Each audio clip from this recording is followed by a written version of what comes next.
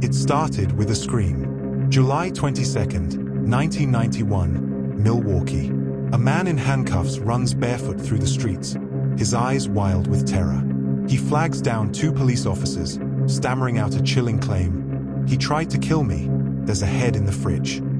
When officers Joseph Gabrish and Rolf Mueller follow the man, Tracy Edwards, back to the Oxford apartments on North 25th Street, they think they're responding to a domestic dispute. What they walk into is a scene that will scar the city and the nation forever. Inside apartment 213, the air is thick with the rancid stench of death. In the kitchen, the refrigerator hums. Officer Mueller opens it. Inside is the severed head of a black male. In the freezer, two human hearts. In the bedroom, photos, Polaroids, showing bodies in varying stages of dismemberment. The man they arrest is quiet, cooperative, blonde, blue-eyed, almost gentle. His name is Jeffrey Lionel Dahmer. Milwaukee had no idea that for over 13 years, a serial killer had been operating in plain sight. And not just killing, but drugging, sexually assaulting, dissecting, even eating his victims. Born in 1960 in Bath, Ohio, Dahmer's early life was riddled with warning signs.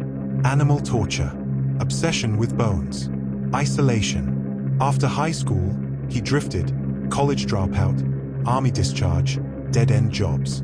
He killed his first victim, Stephen Hicks, in 1978, smashing his skull with a dumbbell. After nearly a decade of silence, the killings resumed in 1987. In Milwaukee, Dahmer preyed on gay men, often luring them from bars with promises of money or photo shoots. He would drug them, sexually assault them, and murder them. Sometimes, he kept souvenirs, skulls, hands, even organs he intended to consume. His victims were mostly men of color, some as young as 14. And time and again, the justice system failed them. In 1991, police returned 14-year-old Konorak Sinthasomphon to Dahmer, despite a neighbor's protests, after finding the boy dazed and naked on the street. Dahmer told officers it was a lover's spat. They believed him. That same night, Konorak was murdered. After Dahmer's arrest, detectives unraveled a timeline of horror. He confessed to killing 17 young men and boys between 1978 and 1991. His detailed confessions stunned even seasoned investigators. It was like stepping into hell, one officer recalled. His apartment was a house of horrors. Acid vats used to dissolve flesh. Drilled skulls filled with bleach in an attempt to create zombie companions. In total, police found 4 severed heads, 7 skulls, and multiple body parts in his tiny one-bedroom unit. Psychologists debated, was Dahmer evil or insane? He claimed he didn't want his lovers to leave, so he tried to preserve them. He wept in court, saying he never wanted freedom, only death. But many saw that as manipulation. At trial in 1992, the jury found him legally sane. He was sentenced to 15 life terms, a total of 957 years. He was sent to Columbia Correctional Institution in Portage, Wisconsin. But justice was short-lived. On November 28, 1994, just 2 years into his sentence, Dahmer was bludgeoned to death in prison by another inmate, Christopher Scarver. Scarver later said, "God told me to do it." The case left deep scars. Milwaukee's LGBTQ+ and black communities grieved. Questions lingered.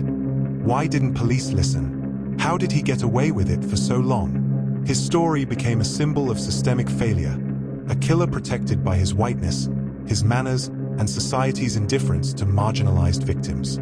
But what the media often skipped over was the calculated nature of Dahmer's manipulation. In one instance, Dahmer posed with his victims in Polaroids after death, arranging them in twisted poses as if mocking their humanity. Neighbors recalled the constant stench but were too afraid, or too desensitized, to act. One resident said, "I thought it was just spoiled meat." There were moments where the horror nearly stopped. At one point, Dahmer was nearly caught when a man escaped his apartment, but the police returned him after believing Dahmer's fabricated story. That near miss cost another life. Forensics experts called the apartment a crime scene beyond comprehension. Inside, They found detailed journals, chilling in their clarity. Dahmer had catalogued the order of killings, the methods, even sketches of dismemberment. During interrogations, he spoke in a flat, almost detached tone. "I was just trying to find a way to keep them with me," he said. But his words couldn't mask the brutality of his acts. Parents of victims wept in court. One woman shouted, "Look at me. Say my son's name." Dahmer stared blankly.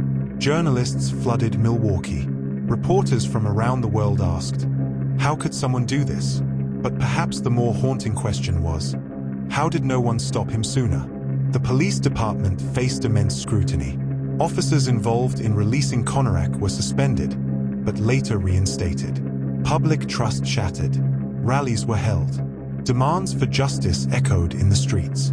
People wanted accountability, not just for the killings, but for the silence that allowed them. Today, true crime documentaries, books, and even dramatized series continue to dissect Dahmer's life.